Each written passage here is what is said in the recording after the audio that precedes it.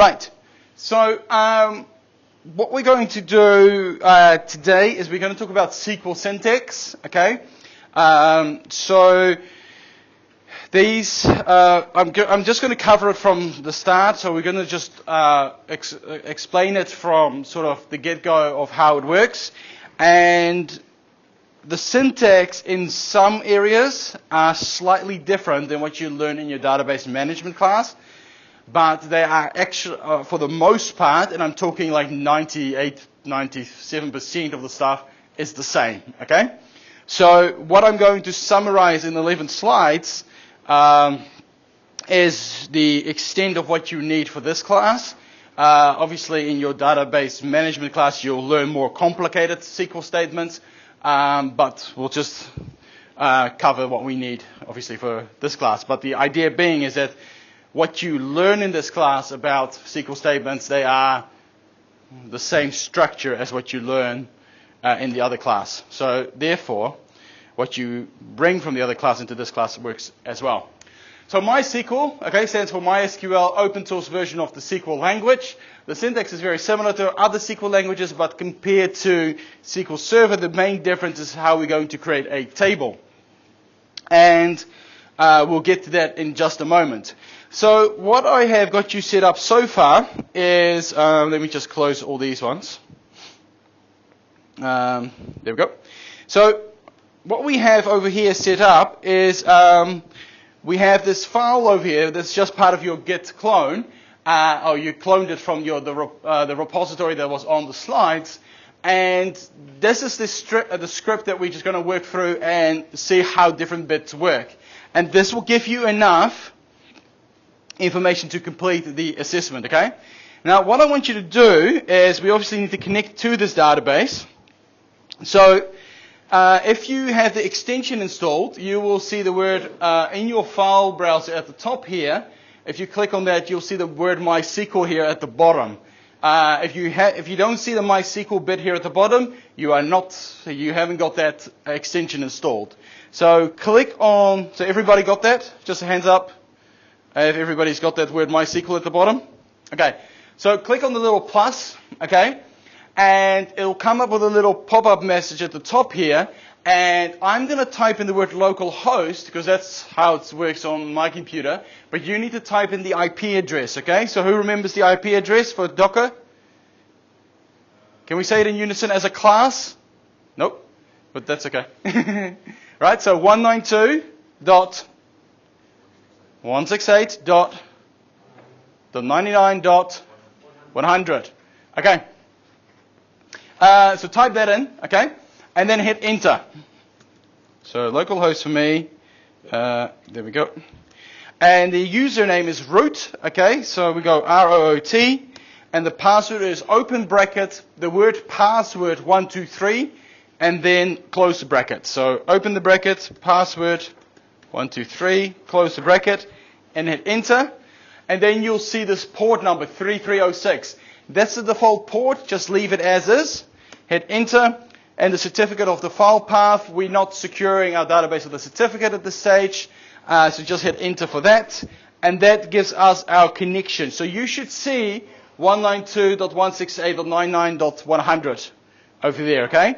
And if you click on that little arrow next to it, it should drop down with the databases that are there, okay? So if you could get to that stage, that'll be really great. Yes? Okay. So what we've got here, so now that we are connected to this database, okay, we have got the start of our script. So what I'm going to do is I'm going to show you what they mean on the slides, and then we're going to enable and disable certain things of in the code, okay? So this is my happy attempt at an EID to sort of show you what we are going to make, okay? So my EID is, there's a table there called people, and there's a table called posts, okay? That's my entities. My people has a primary key of ID and an F name and an L name column, so those are my properties. And posts has got ID, title, content, and it's got a foreign key of people ID or PID that references to people ID, okay? It's a one-way relationship, so one person can make many posts, but one post cannot belong to many people. Okay, so that's why the arrow is that way. So, obviously just very, very simple and basic to get through that idea. So what I'm going to show you is the idea behind CRUD, okay? So that's create, read, update, and delete. In terms of our SQL statements that we're going to look at, that's ISUD. Yes, insert, select, update, and delete. Don't know why one is called CRUD and not the other one. It's just the way that it is. So SQL syntax is often mixed with other languages. So we might mix SQL syntax with C# or PHP or any of that stuff. And when we code, it's generally in lowercase, okay? All our code is always written in lowercase by convention. So to make sure that it stands out that we are writing SQL code, we write all of our SQL code in uppercase so that when we scan through our code, it's easy to see where our statements are, okay? So as we do these examples, everything we do is going to be in uppercase. This includes your column names that we're going to create, all uppercase, but your table names are in lowercase, just to put a spanner in the works, okay? So table names are lowercase, everything else is uppercase. So what we're going to start off with is creating a database. Now, as part of your Docker container, as part of the script, we are creating a database called container-db. If you want to create multiple databases, which you can do, you need to create a database called create space database backtick db-name, okay? If you have a dash in like that, you need to use your backticks. If you're going to use one word, you don't need to have the backticks, okay? So, in other words, when we, over here, our script starts with use container DB because our Docker container script has already created that database for us. If we want to create another database, we need to create it using that create space database. Now, what you'll find about structured query language is that it's very, pun intended, structured and straightforward. No, I did not say hey Siri. But it's very straightforward, okay? So if we want to create a database, we go create database. It's just telling what it needs to do. Then we go use the name of that database. So we always need to refer to the database that we are using, okay? So this use database, if you look at the script that we have in VS Code, we have that here at the very top, and that's always there. We're always going to leave that uncommented so that when we run the script, it always knows which database to use, okay? There's no confusion about this. So that's the part here.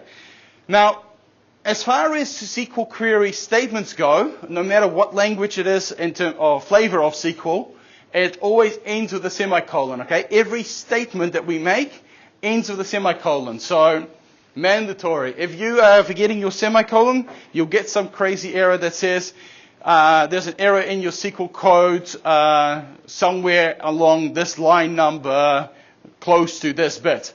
What it won't say is you're missing a semicolon at the end of your line. So you have to figure out what that error is. It will just tell you that you've got an error, but it won't tell you what the error is. So if you have semicolons at the end of your statements, that will minimize a lot of your errors, okay, and mysteries. So that's why I've got create database with a semicolon, use database with a semicolon. Okay? So, next one. What we're going to do first, once we've created our database, we need to create a table, right? So we can have multiple tables inside of a database. In the example on the slides, we're only going to create one. When we run our codes in the script of VS Code, we're going to create two tables. But basically, what this does is, again, language is very sort of straightforward, very command-like. Okay, so create table. It's just, that's what it is. And then the name of the table, so table underscore people, that's what we're going to call it. And then every bracket in 99% of the cases in SQL are normal parentheses. There's no square brackets, there's no curly braces. In the advanced stuff there might be, but for what we do, it's just normal parentheses. And then as you can see, every column name that we create is in capital letters, right? It's like I've got just the caps lock key on. And then what we do is after that, we set the type in. So we go an integer, and the integer is the length of, can be a maximum of 11 digits. So if you can work out what an 11-digit number is, that's a very long number. And it can't be null, and it's going to auto-increment, okay? The auto-increment starts at 1, but this is the column that's going to auto-increment. And down here at the bottom, we specify that it's also the primary key. Now, we can do this inside of PHPMyAdmin, okay? PHPMyAdmin is just a GUI tool to create this for us. But a couple of things. Although PHPMyAdmin is easier in some ways, it's more difficult in other ways. For example, if you need to create a foreign key, you can't do this at the moment where you create your table. You need to go to another screen and make the selections for you. Secondly, you can't appreciate what PHPMyAdmin does for you if you don't understand what the SQL code is that happens behind the scenes. So my preference is that even though PHPMyAdmin can help you with some of the holistic kind of views or the higher level changes, it's very good to understand what the SQL code is. And this is the SQL code that you need to actually submit. So you need to understand how this works. So basically what we have over here is we've got an ID that is mandatory because it's not null. We have a fname column, which is not null, so it has mandatory. Varchar, not null. And we set a primary key, okay? Now, if we go and have a look over here, and we see in our script, I think for you guys, this is already uncommented. So you should see this. And what's going to happen is we're going to select it. We're going to use this database. Then we're going to drop 2 tables if they are already existing. So at this stage, they don't exist because we haven't created them. But say if we were to run the script every single time, it's going to drop the databases before we can drop the tables before we can create the tables. You can't create a table if it already exists, okay? And then what is going to happen is the only change I've got here is that lname is not mandatory. So I've left out the not null so we can see some differences in the syntax. And down the bottom here where I say create table for table posts, we can see here I can just add foreign key PID, which is this column over here, and it references the table people over here. So in other words, if table of people doesn't exist, table post can't make any entries into it because it's got to reference this other table, this user to it. Likewise, if it's referencing an ID that doesn't exist in table people, you will get an error. So table post is heavily dependent because of the foreign key for table people to exist. Okay, so that's all part of that ARD type of thing. So uncomment this, and then right-click on this empty space somewhere, and just hit Run MySQL Query. And when you run that, this little bottom thing will pop up, and you should see a whole bunch of zeros over here. Now these ones are all columns with actual data in them, but because I'm using the light version to see on the screen, it's dark themed over there. So somebody forgot some CSS styling thing over there. But the idea is you should see this if you right click on your file and go run MySQL, what is it called? Or run MySQL query. Once you've done that, if you click on the container DB, you should see the 2 tables here. Okay? So that's what I want you to do now, if you could, please. Do that, and once you've finished, just comment everything out except for use tables at the top here. And that's done selecting all these files and just hit Control/. Okay? And then save your file. So just have a go through that, and we'll get to the next stage. Yes? Good. All right, all good. All right, so next thing that we've got is over here. What we're going to do now is we're going to look over each statement, okay? So the insert statement is the equivalent of the create statement, okay? So if we look at CRUD, we've got C for create, I for insert, same thing. And so when we look at the statement, what we're doing is one of the statement examples that we have is insert into table underscore people, in between brackets, the two column names, and then the keyword values, and then in quotes, the two values that we are actually importing.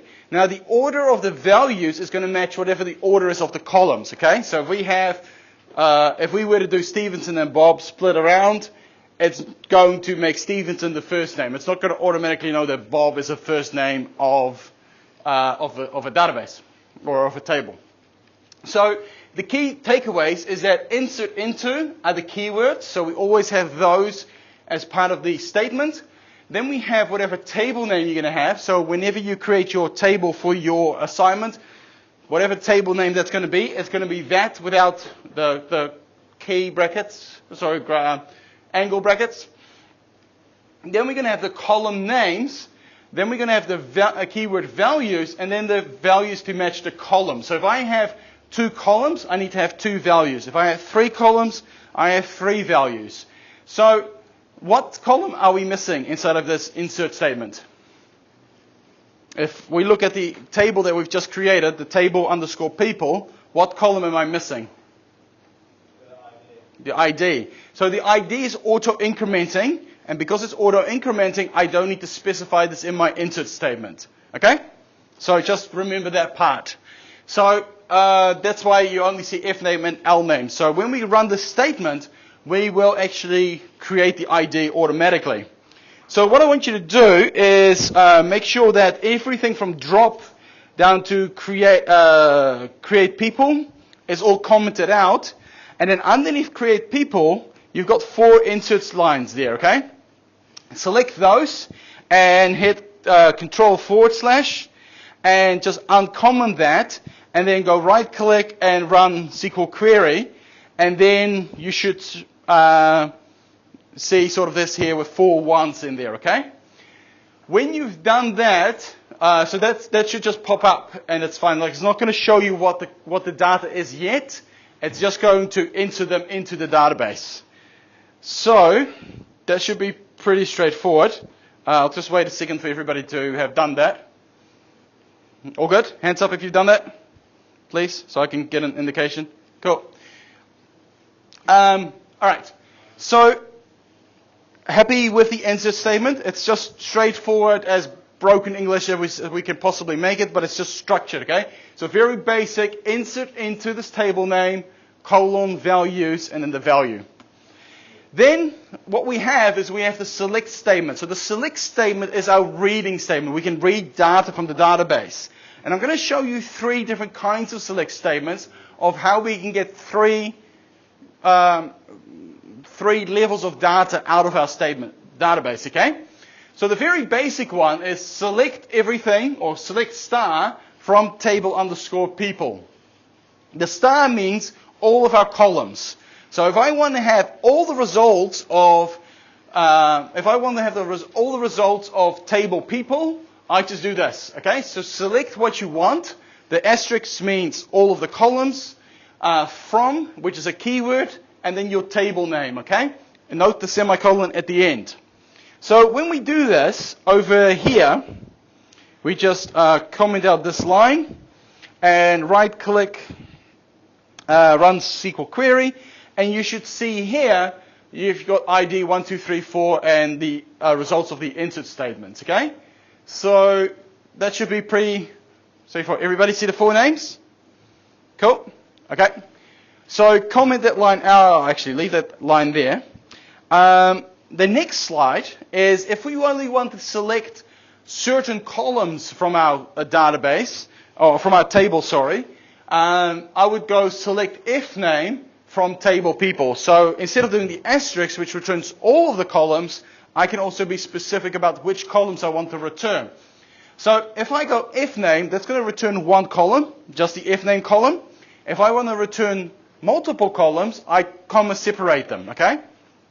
So for example, if I go if name like this and run my query, I just get if name. It says here if name at the top, and then the values of that column, okay? There's no ID returned. I don't know what the ID is. I don't know what the last name is. If I go ID comma, like that, and run my query, I will get two columns, one with ID, one with if name, okay? And I omit last name. So again, I'm not returning the last name. If I go, order is important for this. So if I go if name and comma ID and run that, I get if name first and then ID, okay? So very straightforward, get what you want type of thing. Now, here is the key. Here's the trick to writing really good SQL queries. The query that I write is going to determine what's going to be on my website. It is possible to go select everything from table people and let the programming language like PHP or C# determine what's going to be on my page. That's a very expensive way to display this data, okay? Because we can, or even though we can say, okay, return everything, and then we can create, like we did with the JSON data, just import this variable with that column and that variable with that column. But if my query is rather big, it's going to use a lot of traffic from my database in and out all of the time. And if I have multiple connections, that can be quite costly in running my database. So what I want to do is I want to be very precise what it is my database returns. And so if I only need data for two columns, I only want to return those two columns. I don't want to return my whole database just so that I can filter out those two columns later on. So let the SQL query do the filtering for you. That's the part of writing the good queries, okay? If I go, the third type of query I want to show you is this one here. So we got select everything from table people where ID is 2. So if I want to just select all of the data from a single person, or a single row rather, I can specify which row I want, okay? So if and that's what I use the where clause for. So select everything you want, asterisk means everything, keyword is from, table name, and then where is a keyword, and after the where we can specify something that's similar to a parameter. And then we have, and in this case, it's the ID. So the ID is the data that we want, okay? It's not really called a parameter, but that's sort of the easiest way to explain that. And so, if we change our thing over here, if I go where ID equals 2, okay, and I run that command, what I'll get back is ID to if name Steve, last name Stevenson, okay? So I'm just returning the data back from two rows. Now, if I want to, I can also do this on other columns. If I want to go if name, okay, and go Steve, that will return the same row, but it will just do it based on the fact that there is a name Steve in the column. If I go Steven, like this, and go run query, it will say there is no data, because there is no column with the data Steven, okay? It just doesn't exist. So, in other words, if I have rows where the data is the same, like say for example, if I have multiple rows of Steve, then I will get all the rows returned to me that have the word Steve in there. So this is what we would kind of use if we are doing a search query. So say somebody has a search box, they type in a word, they click the button, their data is sent as part of our SQL query, and we get back all the rows that contain that search term that is do that. So we, after the holidays, we'll look at an example of how that would work. I've got it on camera, so it's obviously officially a promise now. Okay? So we will sort that out to sort of see how that works. But for simplicity, the where clause with one where parameter there, it's pretty much the extent of what I need for the assignment. I don't need anything more complicated than that, okay? Right. Update statement. So in CRUD, the U is update, update is update. There is no synonym for that. It just is the way that it is. But it's very similar, okay? So we use the keyword update. We refer to the table that we want, and we set the new values to the columns that we refer to. So when I go set if name equals Peter, okay, that's going to change all the if name columns to Peter. But here I'm using the where clause to only specify where the ID is 2. So to do that. So if I go over here and I comment this bit out and I run this query, it's just going to return this little field over here. And if I then do my select query, I can now see that I've got a Peter Kronenberg. Oh, wait, what have I not? I didn't set the where clause, which was going to be the next thing I was going to explain.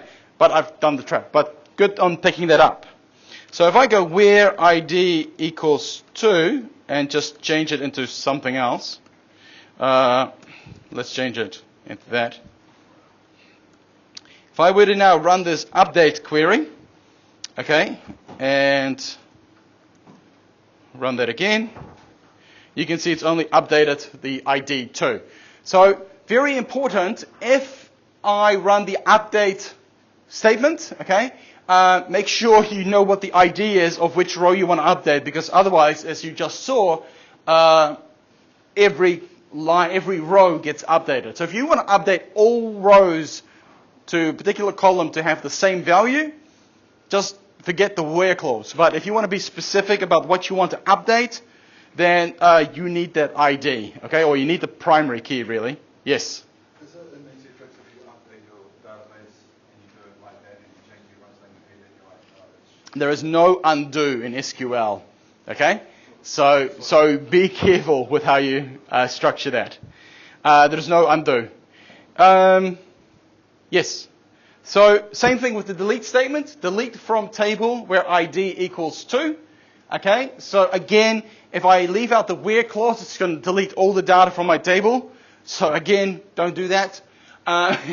So it deletes specific rows as long as it's got that where clause in there. Okay. So let's just take an example. Where ID equals 4. And we run that, you will get whatever it is returned. And then if we select all the data from the people, we see ID 1, 2, 3. So we just remove that ID. Okay? So very straightforward. This is what I want. This is the language that I use. Now, truncate is just a simple statement. If I go truncate in the table name, it just wipes the whole table. I don't need to do anything difficult in that. Okay? So great links, okay, so if you want to learn about SQL in general, it's going to cover it here. If you want to get into databases, definitely the resources to read. If you want to create a table, it just tells you what the structure is of the table. This little link, though, is the auto increment one. It specifically says what the difference is with MySQL and MySQL. So this is create table for MySQL, and you see here that we define the primary key here at the bottom. If you scroll down a bit, it says SQL Server, which is what you do in your database management paper. You'll see that you've got this identity bracket 1, 1, and a couple of slight differences. As far as the difference between MySQL and MySQL, that is pretty much the only difference that you're going to find. There's a couple of other ones, but this is the biggest one, okay? But make sure that you don't use MySQL in your database management class and your SQL Server syntax inside of your MySQL class. As far as your CRUD statements go, they are the same. They're just going to get more complex in the database management class. But otherwise, you're going to be good to go, okay? So very good references to go through this W3 Schools website or refer to these set of slides that are on Moodle. It's basically 11 slides that are going to put you on your way. And that's pretty much it. Now, over here, inside of this sample file, we've got a few more code bits, pieces to go, okay? So I've got create post, and I've got this insert table here. Let me just comment that piece out. If I now go and select this one here, I'm going to create my post, right? This is just dummy text, which is sufficient for what you have to do inside of your SQL statement. But as we know, the table post has a foreign key in there, okay? And the foreign key is just the ID of my table underscore people table. And so if I don't have an ID in my table, so say for example, I've just deleted ID 4.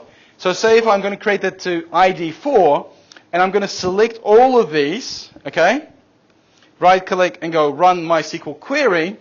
Then it says over here, error, no DB, error, no database selected. There is no 4. But that's the point. But the No, I mean, there's two twos at the end. There's no 4 at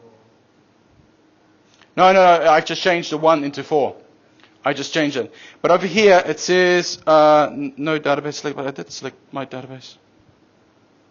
There we go. This is the one I wanted. Cannot add or update child row, a foreign key constraint fails. So because there is no foreign key with ID 4 in table underscore people, I can't run that insert query that is requiring that foreign key, okay? So it must exist.